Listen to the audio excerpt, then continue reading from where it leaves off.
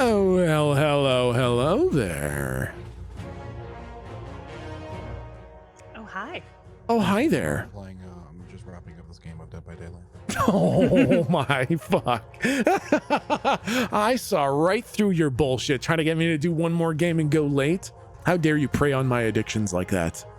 It's like, I've heard that game is like so bad. Actually, I've heard the game is really fun, but I heard that game is like more toxic than League. I would say it's probably on par with League. You know what? It might be more toxic than League. It can get pretty fucking sweaty and salty in there, man.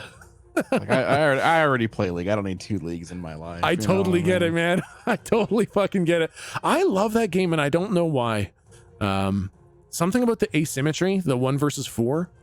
I think it takes all the pressure off being on a team. Like, if I win, I get that endorphin rush of winning, right? And if I lose, I get to think of how happy I made the survivors by failing to kill them. So it's kind of like a win-win no matter what.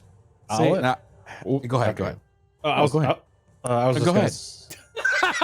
Oh my god. Lastiel, oh my, he just fucking, look what you've done. Now he fucking left. Look what you did now. You made him leave. Well, anyways, not that he left. I hate horror games, but I especially hate cat and mouse horror games. Really? Which is why I think I fucking Dead by Daylight, like its mechanics inherently, like the 1v4 asymmetrical battle, like you were talking about, like Yeah. I loved Evolve because it wasn't a cat and mouse, it was Yeah. 4v1 legitimately, and you had to try to Yes. kill it. Like I loved that. Yeah. That's such an, you know what? I always thought that DBD and Evolve were like this, just mirrors of each other, but you're totally right. That DBD is super cat and mouse, right? It's, I'm going to find you and you have to run away. Whereas Evolve was like, as soon as the monster got past baby stage, it's like, all right, let's fight. And then when the monster got big stage, it's like, oh fuck. Like we have to be smart about it. It's like Clash of the Titans kind of thing, you know, all the weapon power of the 4 versus the fuck off power of the 1. That was a very different thing.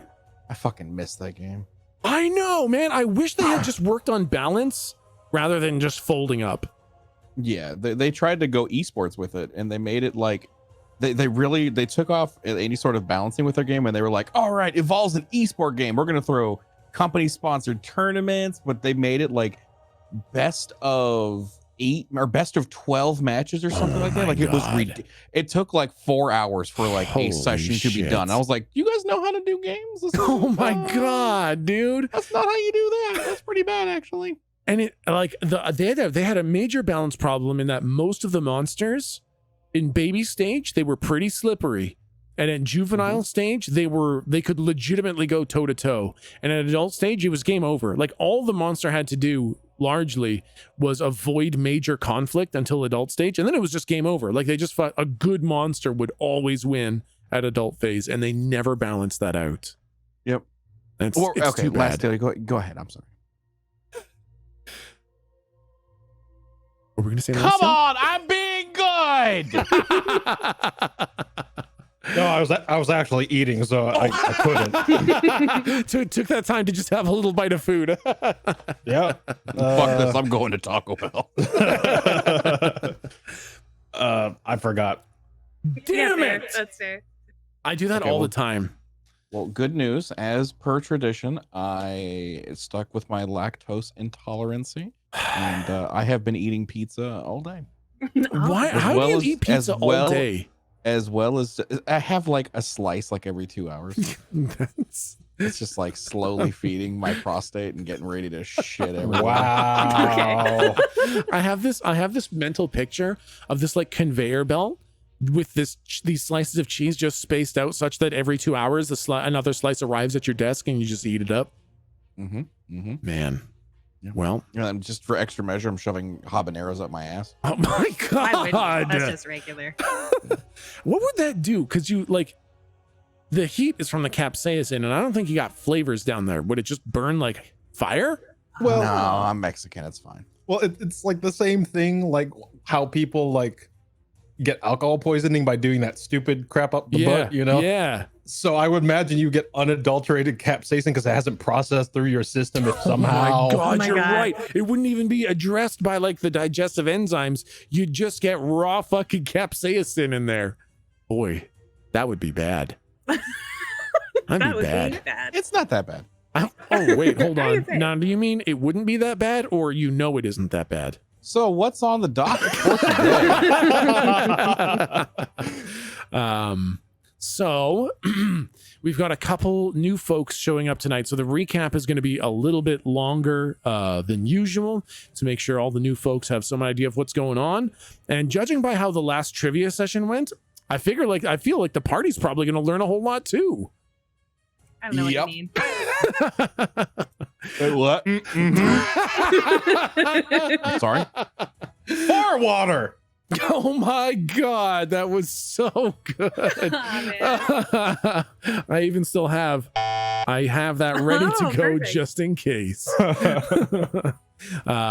Last session, I got. Oh God, I have like Snickers bars on my desk because of last session. Oh my God, I was gonna get Snickers bars and I fucking forgot until just now, and I'm so angry that we don't have Snickers bars. Damn it.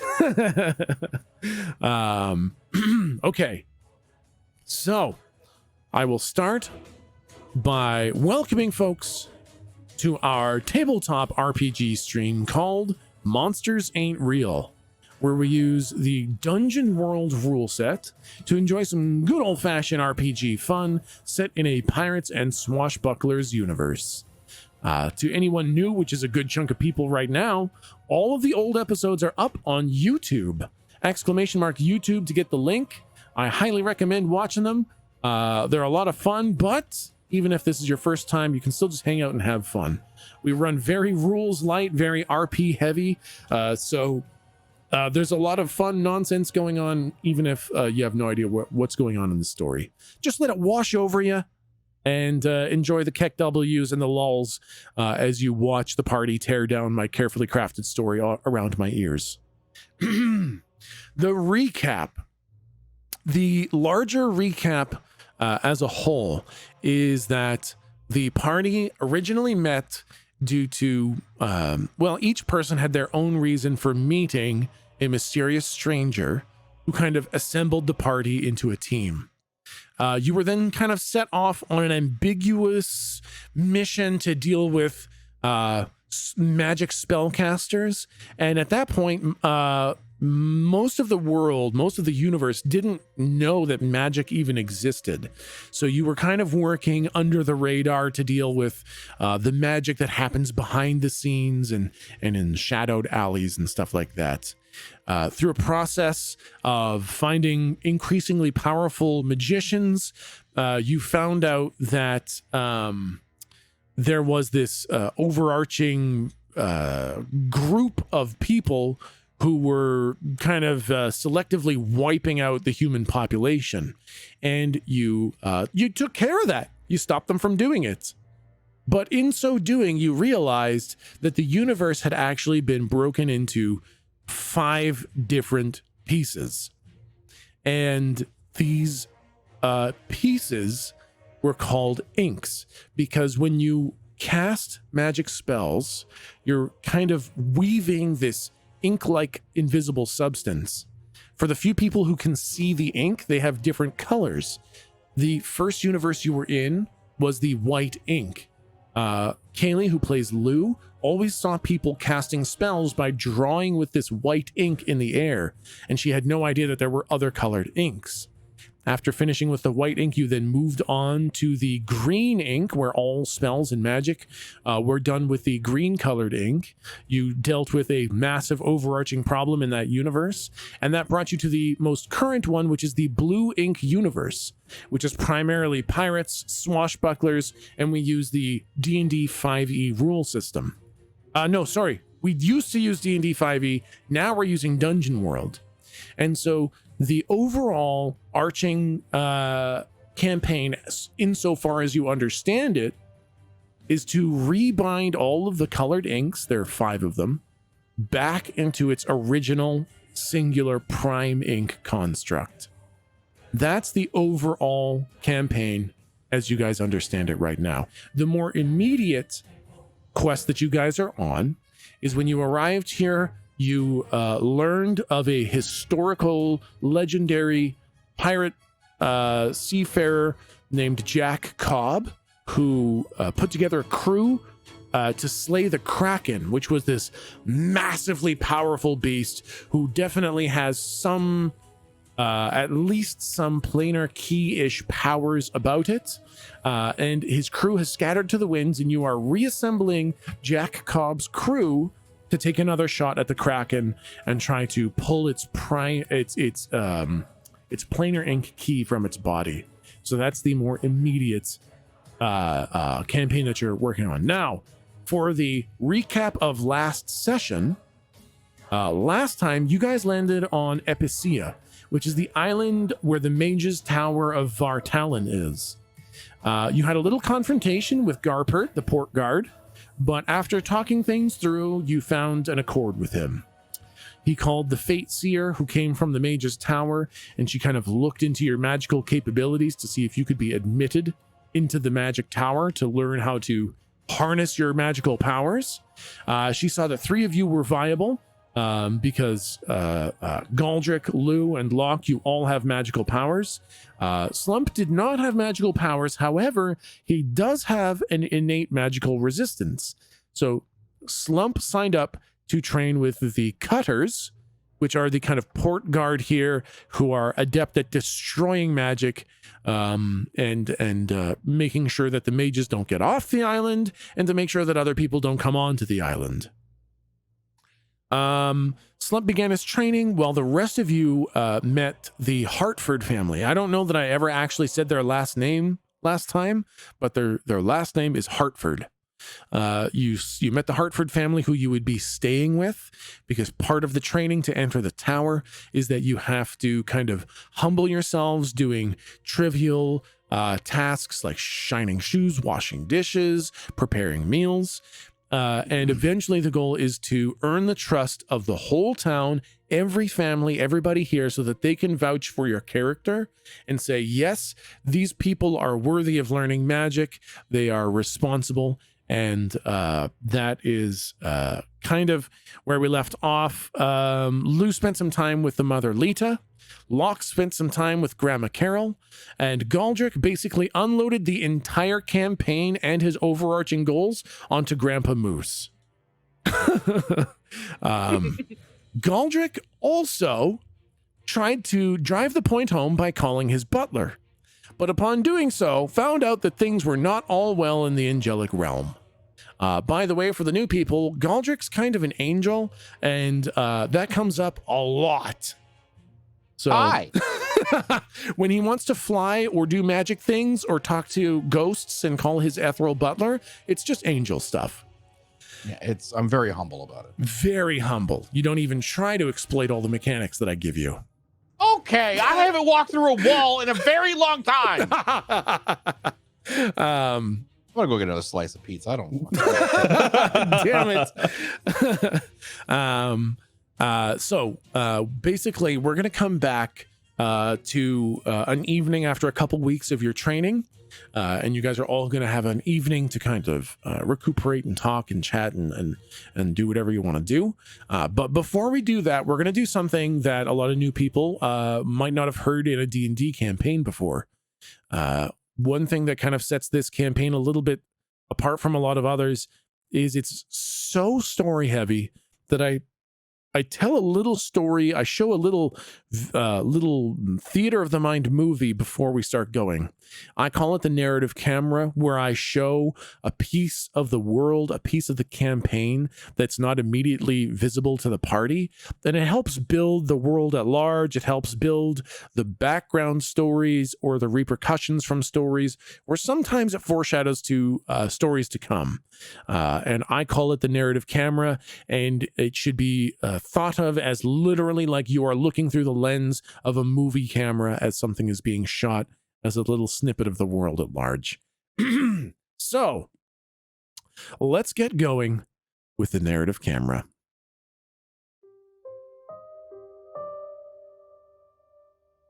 The camera opens on a man in a fine butler's outfit. He is clean shaven. His hair is slicked back with a moderate amount of hair product, and his suit is immaculate. He's sitting at a desk, neatly filling out forms next to a golden inkwell as he writes with a long, fluffy white quill.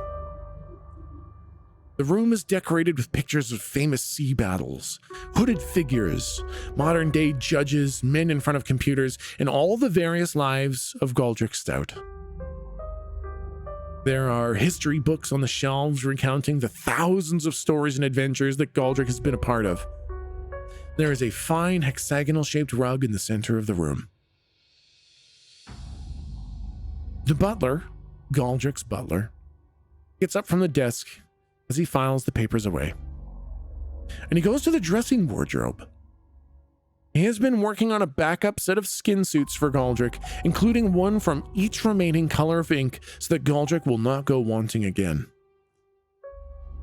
Now, it has been a while since Galdric last checked in, but that likely just means he's jumped inks again and is gathering his bearings.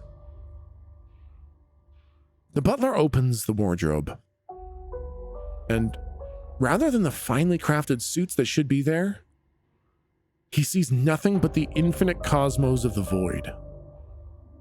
He slams the wardrobe closed. Then he opens it again slowly, and sure enough, the infinite void of nothingness is there rather than the suits. He walks over to the desk and he picks up an antique telephone and he dials 1. His boss needs to hear about this. The line is dead. He dials the number of Betty's butler to see if they're experiencing the same problem. The line is dead. He dials every other butler he can think of. He dials the building department. He dials the elevator. He dials everyone. The line is dead. When he looks up, the wardrobe is entirely gone. So are the walls and the ceiling. He is standing on a hexagonal rug, floating in the infinite void of his realm. He looks around to see if he can see the theater or the hallway or the equipment room, but there's nothing. He looks back, and the desk is gone, as well as the rug. He's simply floating in the void with the telephone in his hand. And then the phone rings, and it's Galdric. Galdric? Galdric, big problems here. Huge problems. And the camera fades to black. I got worried. I thought you were gonna want me to be a part of it. I was scared. I was about to be like, "Hi, what do you mean?" No, I had to look up the last video to make sure I remembered what the hell I actually said. I'm not gonna lie. Listen, okay, I might have been into a little bit of the sparkle spinach, a little bit. Sparkle spinach is pretty I good. know sparkle spinach is probably one of my That's a favorite keeper. I ones. like it. Yeah, That's I very like good. that one. I'm gonna But, steal that. Yeah. But I am sincerely impressed by your ability to create such a creepy fucking thing with this butler. Like, what is going on? When fucking as soon as you started describing him like working on these suits or whatever, I thought, didn't the last time we see him, he was telling Galdric there was nothing. So your description of him descending into this completely featureless void is one of the creepiest things. Why is it happening? Why? Like, why is he being cut off from everything? What does that mean for us? Oh, it's so creepy. Oh What was my the God. name Creepy. of the being in the green ink who was getting everything Kerr? away? In the green ink? The The void, like the before the not- void. Nope.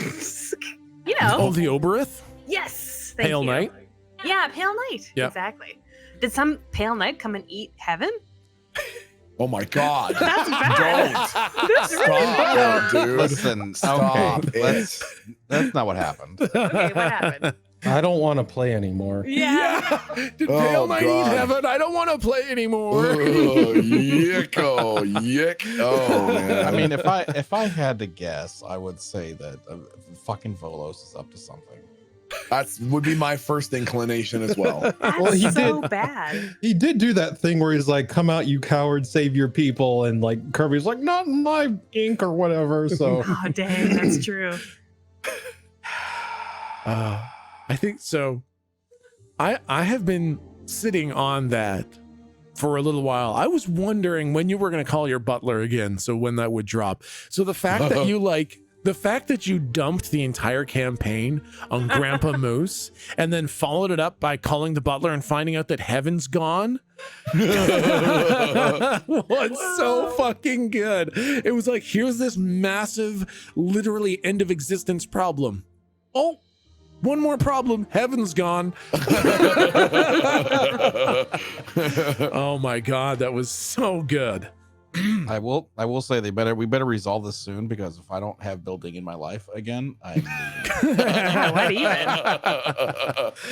even? Okay, so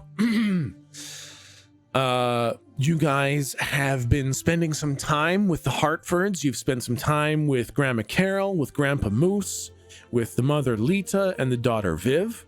You have not met Father Walter yet because he's training at the tower. But you've been getting to know the family, and you've been doing some of the small tasks. You know how Grandma likes to cook the stew. You know how Grandpa likes his boots shine, so he looks nice when he shows up at the market. You know a lot of these intricacies, the ins and outs of the family. It's been weeks, right? So you're starting to get to know them pretty well. I'm going to say, and also at the end of every day, you guys get your evenings kind of to yourselves. After you make the beds and all that stuff. And Slump, your training is over at the end of the day as well. And there's always a cart that you can take to town, and you are more than welcome to stay overnight at the Hartford's place with your friends. Awesome. Yeah, everyone here recognizes the importance of you guys sticking together, and they don't believe that separating you guys makes the test any more valid. So you guys are always welcome to spend time together whenever you're not performing your tasks. So I kind of want to come back on a night where you guys are you finished your tasks for the day, and the Hartfords have kind of gone to bed or are winding down for the night, and Slump, you've come over to visit, and I basically just want to give you guys a bit of time to catch up with each other, talk about the tasks you've been doing, talk about the campaign that you've been experiencing so far, talk about your characters a little bit, like get to know each other a little bit better. This is just a little bit of you time for you guys. I think I know something that I would like to ask right away. Yeah. Mr. Locke, yes, Slump. how did you end up in that bar? That's a real long story. Well, Go on. We got time. yeah. Well, I guess it would all start back on Mars. I was a student at the university in Planitia, and to kind of help make ends meet, I worked at a bar. Long story short, my God, it's been so long. Anyway, I was studying. Well, at the time, I was studying FTL engineering. So, one day, one of the shipwrights or constructors, I'm not sure what they're called, came into the bar, end of a shift, wanted to spend some time with the hair of the dog, and he came in with this really strange coin. I thought he was trying to pass some counterfeit or like a bottle cap to just get a beer. But he put it on the bar. Someone started a tab, And that's when I met Lou. He tried to steal the coin from in front of me. He thought I didn't see him. I ended up... Oh, I'm sorry. No. Go. Oh, I ended up grabbing the coin and at the same time as him. And he told me that it was very important that he have that coin. And I said I would give it to him if he could tell me a really good story. Needless to say, it was a pretty damn good story. Do you remember it? It was basically, he told me that he was trying to save the universe. Oh, Cat Lou. that's pretty heavy. Very heavy, but he's a good storyteller. But day after day, he would come back to the bar. And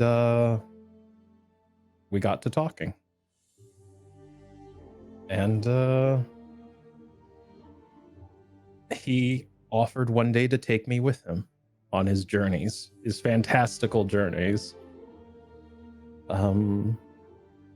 Thinking he was kind of full of shit, I said, sure, why not? And I found yourself in the quantum in between.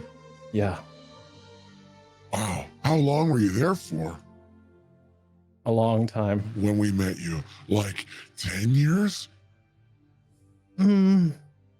Well, I guess to kind of summarize, he made me like him with the power of the coins. Oh. And well, in the sense of we're humans, but to know what we know now takes a long time. Right. Like a human nowadays probably wouldn't conceive a lot of the information about the inks and etc. without multiple lifetimes of study and how it works to manipulate magic like me and him. But yeah, one day we went on a adventure, I guess is the best way to put it, to kind of piece together the origin of this breakage and how we could reassemble it. And we needed a base of operations. So we conceived the bar. And the creation of that made us very aware very quickly of what we now know as the Ober. What's that? Well, Yeah. yeah, things It's like what? Pale Night. Things like Pale Night. Oh, yeah. Oh, That- that's right. That's how we knew that casting large, big spells drew the attention of something very, very bad. Was it just that you could sense its attention, or did it ever come close enough to kind of interact with you? It came close enough to interact. Basically, when something like that you draw its attention, you kind of begin to go mad. That It's sucks. almost like if have you ever read like anything Nope. like Cthulhu or okay, but anything that's kind of like elder god insanity, it's very similar in the descriptions of that. But basically we had to withdraw. Luckily the spells were done by the time we've created the bar, so we just warded the bar and disappeared. Have you ever had any trouble with them coming back, or those wards are keeping it? We're always trying to stay one step ahead. We are when we created the bar, we essentially introduced hey, we're a new element in your world. we gave them another target essentially to keep an eye on, but since then they've kind of not really have paid us any mind or any attention.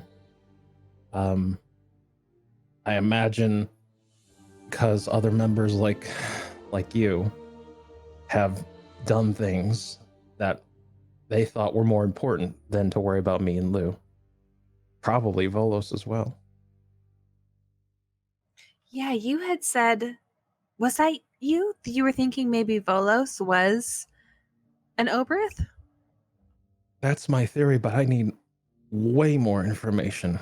Yeah, I see what Can you're they- saying. I see why you think that. Can they be that different? Because Volley Dog's all blah, blah, blah, blah, blah, blah, blah, blah, blah. Slump, stop eating the toothpaste. Blah, blah, blah, blah. And then Pale Knight just kills everyone.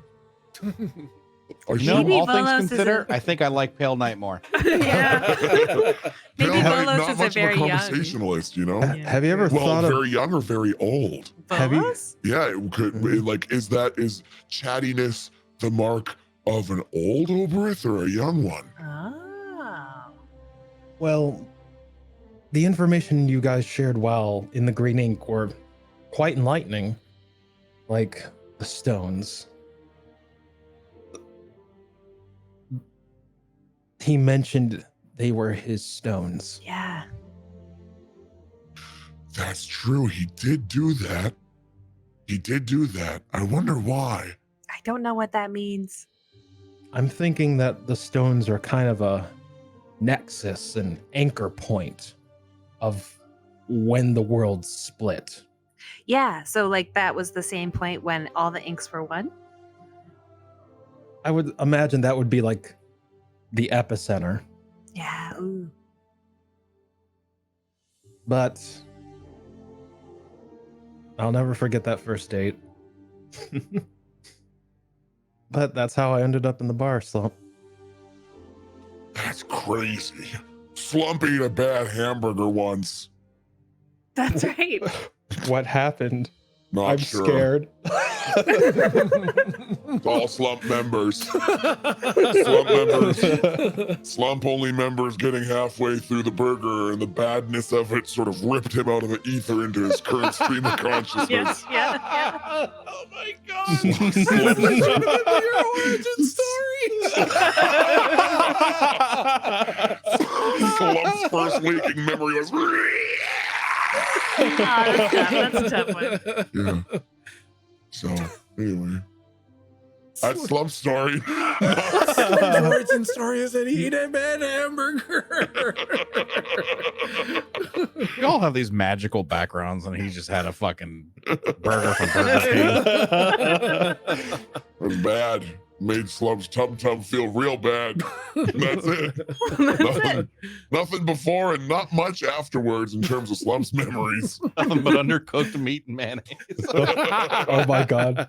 Little too spicy for you. Mm.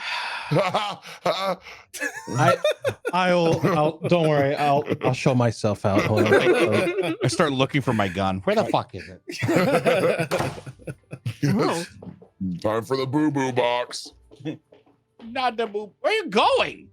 He's showing himself out. He's been doing that. Okay, fine. Come back. Okay. I had a question for my friends, you. I had a question Yeah. for you three. Oh, that was a really weird I took a way bit to to- get there. Yeah. that was a long walk.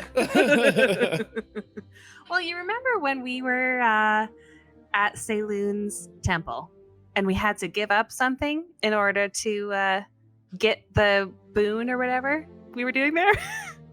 I look at Slump like, I go to Slump, who the fuck is Saloon? What? Remember you had the hammer? You had a hammer for Oh one? yeah, with the Oh, yeah, boat and then the Oh, yeah. the tornado with And then the tornado and the with volcano the dolphins happens. inside Yeah, of it. yeah, And there yeah. was And the the sea, rideable black hole. seahorses. Definitely. Yeah. I What don't- else? I don't know. I don't remember any of those things that you said. Okay. Oh. Oh, Go you on. were- Well, you were so paying attention. that's what it is. we had to give up a vice to make ourselves, really good in order to get that boon. Oh, right. And I gave up lying, and I'm finding that this is difficult in terms of subterfuge and big old stories which we have. Like, for example, Locke's kind of galaxy spanning, generation spanning story, right? Right. So I'm wondering, what do you think is okay, like, to talk to people about? Like, for example, I mentioned the Kraken to Mother, and she didn't really buy it. She was not feeling what I was saying. Oh, I gotta tell everyone everything. I don't. Okay. I mean, yeah, that's okay. true. Yeah, I kind of. Well, I mean, I usually go off if they're trustworthy. I'll kind of lean into it a little bit. Gain the trust. Kind of a grand story usually goes a long way. But I don't know. I usually trust people with most things. I'm a very trusting. It's either I trust them or I kill them. That's the two sides of the I see. coin. So Well, I get it. If you actually- find they're not trustworthy, then you just go with option B. Exactly. Right. I actually do have a question for Galdric. Oh, is somebody calling me? Yeah, exactly. It's that. It's exactly that. What? Anytime there's like I guess something that makes you feel uncomfortable, Okay. or something that What's that? requires you to admit a deep truth, you tend to deflect. And apparently, lose your friend Slump has been with you in a separate ink and has followed you to the ends of the white ink as soon as he met you. I'm wondering Uh-huh. why. Why? Why do you tend to do that? Do what? That exactly that. Deflect. Slump, is he talking to you? Slump's not sure. I don't know what he's Slump's talking not a about right bug. now. And, what kind was it? Well, I guess. You want to see it? Yeah, Go where here, is it? Let me show it to me. Let me Oh see my it. I want to see goodness. it. Wow, Locke, you're Got really a onto blue thing something on the here. belly. Oh my See? god! Look at that. Oh my! I wonder And what the it only tastes like. reason I brought it up can is no, don't. I'm gonna Don't try. Get it out of your mouth. What do you want, Locke? Get it out of your mouth. Fine, you can have it. I didn't want it anyway. Are you eating it? What? It was just in my mouth.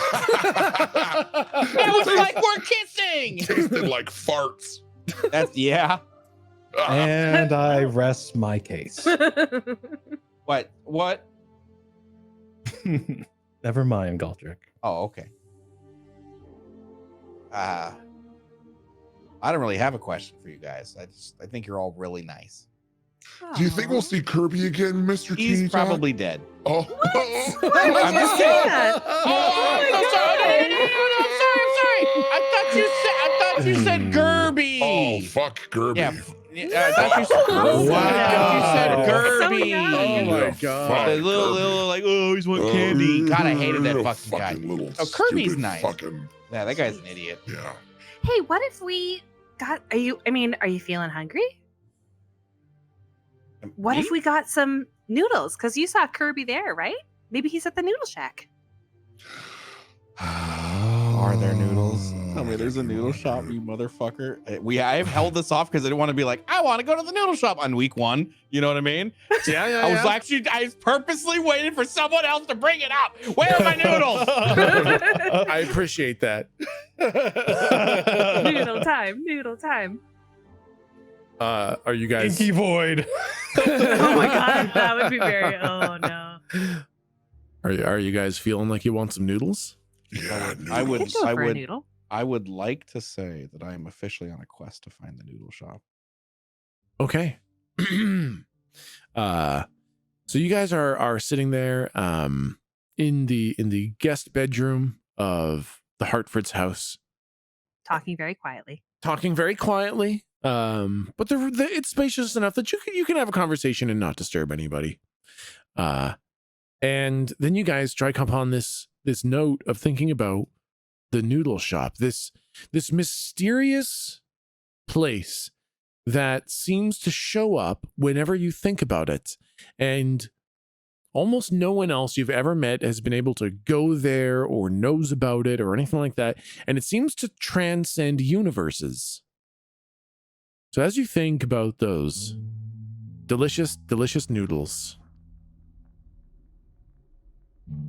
outside of the window of the Hartford's house, you can see a dull yellow glow. And you know the Noodle Shack is open for business. You guys leave the house and you start making your way towards this yellow glow, and there you see it. The Noodle Shack, as it has always been. Inside are the enigmatic, mysterious noodle golems, these 9-foot, 10-foot tall behemoth humanoids, rippling muscles, no definable features of gender of any which way, wearing these large cooking aprons, and their faces are all covered in these large metallic welder's masks, except there's no visor. It's just a sheet of metal in front of their face. How they see you have no idea. They don't seem to look at things. They don't have eyes that you can see at all. It's just this metal plate. And they are cooking and serving noodles all over the place. The bowls are often disappearing out into the other inks to serve other customers. And you can smell them, and you can order any noodles you'd like here. And if you'd like to look for someone here, you just might see them.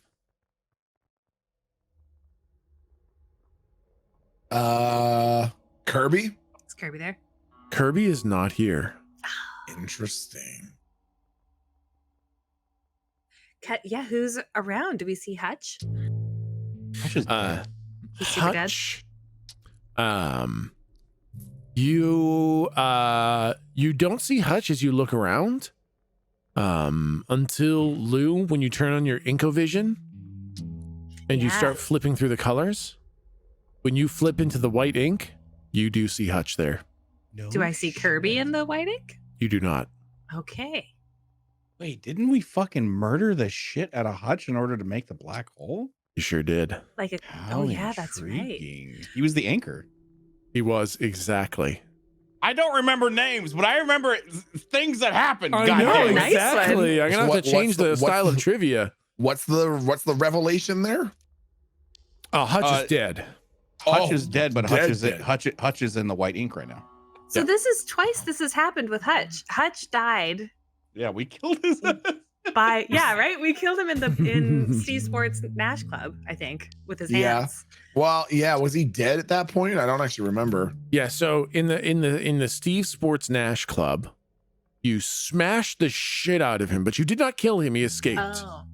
Okay. He died in his. He- The slumps. oh. The slumps In the killed him inside cave? his bunker. Oh yeah, that's right. Yeah. Is that what it was?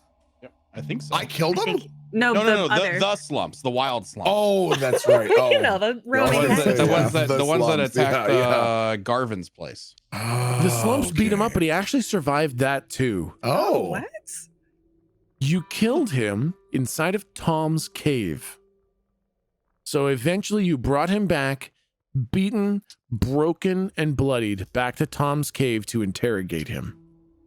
And you didn't like the way the interrogation was going, so you killed him in Tom's cave. Oh my God. What the I'm not fuck is 100%. wrong with us? Yeah, I don't know that we're the Okay, good guys. all right. Wow, we Okay. the bad guys, Okay. man? I'm concerned. Okay. What the fuck? Okay, to be Jesus. fair, we've always known we're the baddies. Now, I will explain a little something now that it's been a long time since then. Oh. After you, quote unquote, killed him, you saw him back at the Noodle Shack, but he was kind of wobbly, Ethereal, floppy, yeah. ethereal kind of thing. He was you could kind of touch him, but kind of not. And this was because you had not unwoven him. You did not seal his ink when you killed him. And he was in the process of being rewoven alive by higher orders of the Erish Kagol. Oh, So that's why he was kind of there and kind of not. How's he look? Does now when I look at him? I mean, he looked fine last time. It was when you went to touch him that he felt like a piece of soggy tofu. Oh yeah, gross. Yeah, I Gross. remember that. Yeah. Yeah, that's a fucking gross way to word that. That's a bummer. When he died as the anchor, was he eaten up by the black hole, or was that not there? Yes, he wasn't eaten up by the black hole, but he was like sealed, destroyed. He was killed in the super dead killed way, but he was not devoured by the black hole. How is he? Okay, well, I nudge my party members and I say, I see Hutch in the white ink. It's Hutch over there. Should I go say hello? Is he going to be mad at us? Well, I mean, what's he gonna do? He voluntarily. Well, that's true too. Yeah. Yeah, the fuck is he gonna do even if he's upset? Yeah. Okay. What Well, else is he I'm gonna do? Yeah. going to go. Hi, Hutch. Hi. He kind of looks up to you. And he's got kind of that smile on his face. His teeth are still just black as night from all the gnash he's been chewing. He would have a handsome face, but it's very much covered in a super scruffy beard. And he looks up and he does smile, kind of a friendly smile. And he says, "Hey, Lou, didn't think I'd see you here." Didn't think I'd see you either. I'm glad to see you're around. How are you doing? Still dead. How about you? You die too? Ah, dang. No, not yet. I mean, hey, knock on wood, I guess. I knock on the bar. Oh man, how'd you guys get in here if you're not dead? Oh, we just wanted noodles. We were dead the last time we saw you in here, remember? Oh yeah, I guess that's true. Is everyone in here dead? Near as I can tell, most people's dead. Do you talk to the other patrons? Nah, not so much. I mean, to be fair, I actually don't spend a whole lot of time in here. I wasn't here before you got here, and then suddenly I was here having some delicious noodles. Really? Yeah. What the fuck? Do you mind being here? No, they got good noodles here. Nice service. They Okay. don't talk much, but it's good service. Can we see him and he see us? Or No. is it just her because she has ego vision? Yeah, it's only Lou because she has Inca vision. Okay, I'm assuming I can see her talking. Tell him I Yes. said hi. Galdric says hi. Did you hear him? Oh man, Galdric's there. He's here. That's What'd right. he say? He said, "Oh man, Galdric's there." Oh man, I miss Hodge. I'm so sad I killed him the first time. Tell him I hope he's doing good ever since we killed him again for the black. Something in my throat. Galdric says he hopes you're doing good since we saw you last. Yeah, I was doing pretty good until heaven got eaten up. Okay, so What'd he say? he said, What's he okay, talking about, Lou? listen, he said, okay, listen. He said he was doing okay until heaven got eaten up. Wait, I what? do the equivalent of taking her glasses like I'm stealing a telephone.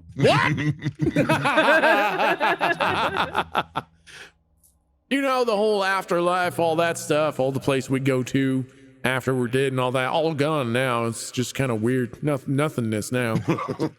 I know I can't weave the ink, so I'm assuming I'm staring at nothing. Correct. I can't see him. Here, ask him what happened. What happened? Do you know why?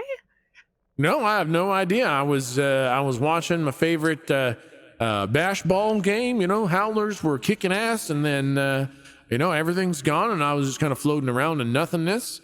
And then I was here at the noodle shop and enjoying myself a nice bowl of noodles. Good Lord. I want to look around. Who I to the party. Who else do we know who died in the white ink? Who might be here? Who's not going to kill us on sight? Dormammu. Dormammu? Dormammu. Dormammu? We're not here to bargain. Drorgroliath. That was. Oh Wait, yeah. that's actually a name. That's a that name. was. Wait. That was green. I think that was green ink. Yeah, that was the Oh, I green guess ink, that yeah. doesn't matter. No, the Well, is he gonna be mad? Dormammu. Dormammu. We're not here to bargain. Dorfendal. Dormantred. Dormisol. Do you even know what you're trying to go Dormisol. for, right? You're just Dormisol. listing cleaning products now. Dimmersol. I can't believe you Demersol. got that name. That is an ancient fucking name that I Good made job. up from nothing. That was before I started making every name mean something. That was just a random fucking series of sounds I made. So good fucking job remembering that name. I'm worried if I try and see him, I'll like summon him by thinking of him, and then he'll be mad. Although, can anyone interact Yeah, with you what's here? he gonna do? Let him be mad. Boo I hoo, guess so. crybaby. Okay. I look around and I think about Demersal. Yep, you see Demersal with his very tall top hat and his long curly mustaches and his Good bright gravy. golden suit. He is missing one finger, and he looks like he is barely stitched together from a million exploded pieces. Ooh, Oh. yeah. That makes sense. Because if you guys remember how you killed him, Isn't this You- the one building stabbed? this is the one that building Uh-oh. cut off his finger with a box cutter, and then you filled his pockets with God. C4 explosive and casted out evil and teleported him a million miles away and detonated the C4. Oh, man. God, what is wrong with us? We relied heavily on C4 in the waiting. So he's looking a little bit rough. I go as if I'm going to say hello to him, and I go, I'll just. I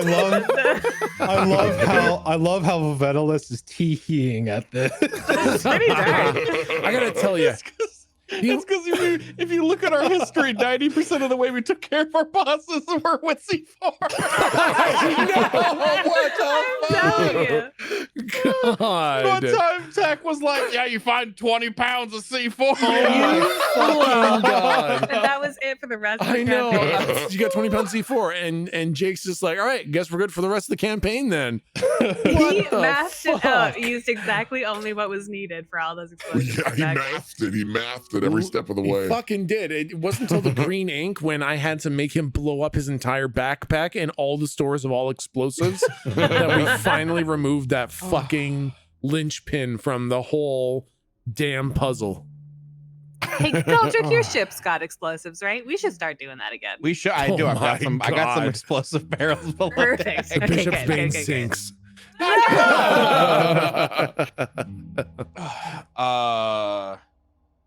Anyone else you want to see?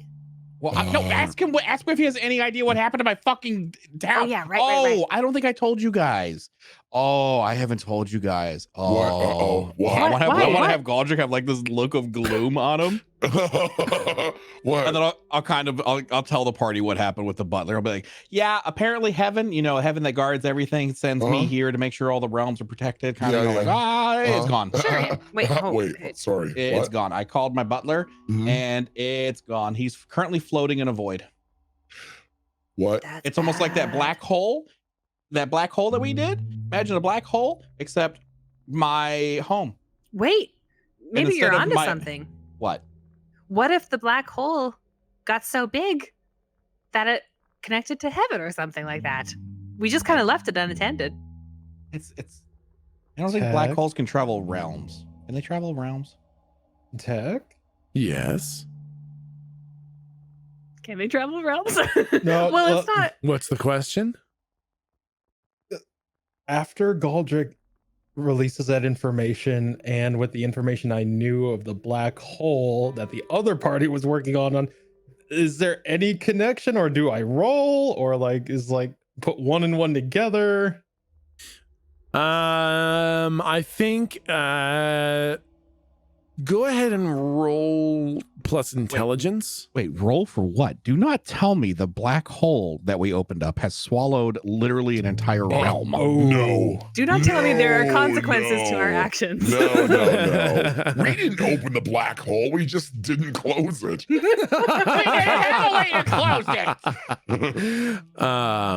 Okay, so that's a very good rule. So what I'll say is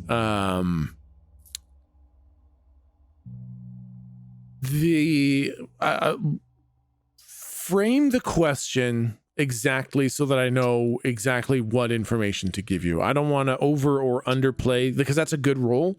So I want to give you appropriate information for a very specific question. So tell me what you're asking. Is the black hole in the white ink beginning to appear in other inks, including the angelic realm, with the information provided that Locke would know? Yeah. Okay. I would say You have never heard of a black hole, even one as unique as this one, traversing the inks. In some realm of possibility, maybe it could happen. But at the rate you saw it growing or changing, it shouldn't be the cause of what is what the problem that you're describing now shouldn't be the cause of the black hole from your understanding of what was happening.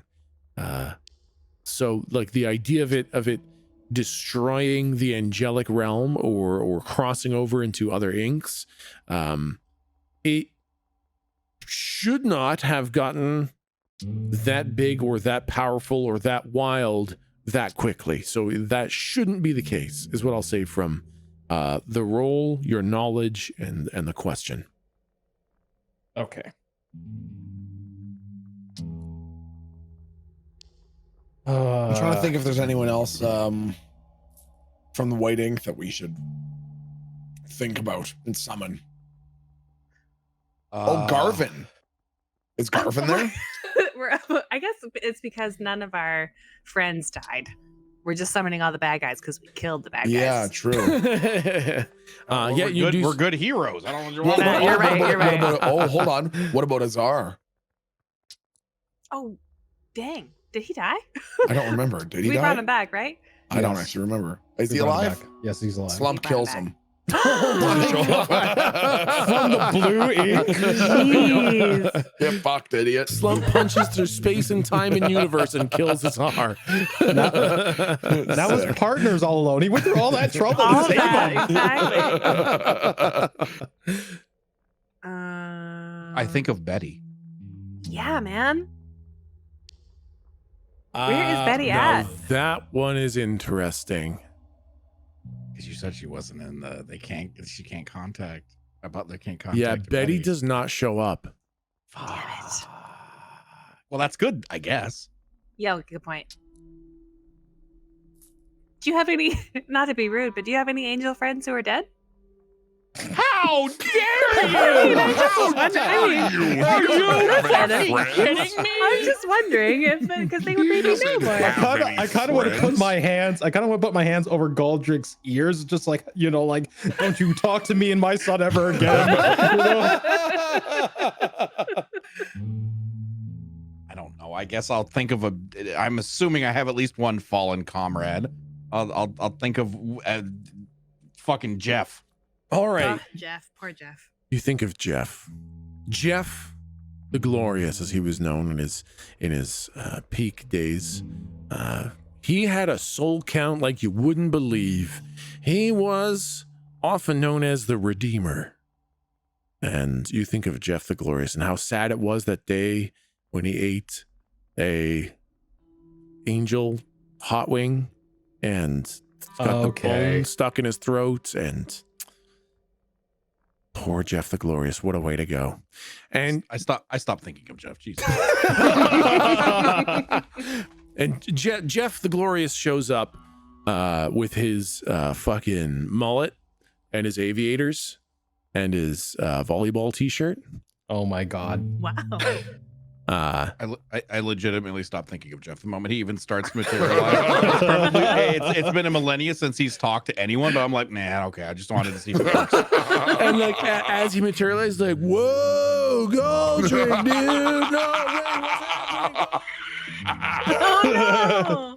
Oh, Get fucked, idiot. Okay, so that's good. So I can materialize that idiot, but I can't materialize Betty, which leads me to presume that Betty is still alive, which is good.